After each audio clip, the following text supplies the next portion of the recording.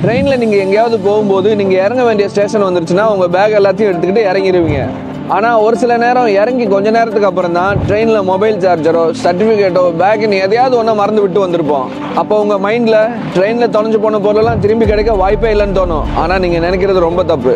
ஏன்னா ஒரு சில நேரம் யாராவது ஒருத்தர் நீங்கள் விட்டுட்டு போன பொருளை எடுத்து ஆர்பிஎஃப்ட்ட கொடுக்கறதுக்கான வாய்ப்பு இருக்குது. ரெண்டாவது, ட்ரெயின் ஸ்டேஷன் லாஸ்ட்டில், அதாவது ட்ரெயின்லேருந்து எல்லாரும் இறங்கி போனதுக்கப்புறம் ஆர்பிஎஃப் டீம்லேருந்து கொஞ்சம் பேர் உள்ளே போய் ட்ரெயினில் யாருன்னா எதனா விட்டுட்டு போயிருக்காங்களான்னு கம்பார்ட்மெண்ட்டை செக் பண்ணுவாங்க.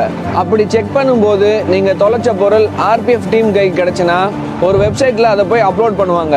கொஞ்சம் கவனமாக கேளுங்க. அந்த வெப்சைட் என்ன ஏதுன்னு நான் உங்களுக்கு இப்போ சொல்கிறேன். ஜஸ்ட் கூகுள் ஓப்பன் பண்ணிவிட்டு ஆபரேஷன் அமானத்னு சர்ச் பண்ணுங்கள். அடுத்து நீங்கள் பார்க்குற இந்த வெப்சைட்டை ஓப்பன் பண்ணி எந்த ஏரியாவில் உங்கள் பேக் தொலைஞ்சோ அந்த ஏரியாவை செலக்ட் பண்ணுங்கள். அடுத்து ஒரு பிடிஎஃப் ஃபைல் டவுன்லோட் ஆகி உங்கள் கைக்கு வரும். அதில் ஆர்பிஎஃப் டீம் ட்ரெயினில் தொலைஞ்சு கிடைச்ச எல்லா பொருளுடைய லிஸ்ட்டும் ஆட் பண்ணியிருப்பாங்க.